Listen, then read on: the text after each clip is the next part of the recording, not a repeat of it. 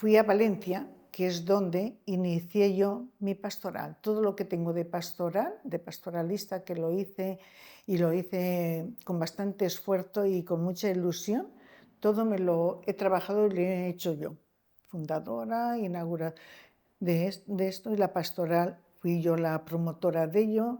Siempre tenía una persona que me ayudaba un poquito a organizarlo, Isabel, que es la que acudimos todas, que después esto sirvió para hacer estadísticas y todo esto, que Cristina Masferrer dice, no, has sido tú que lo has traído.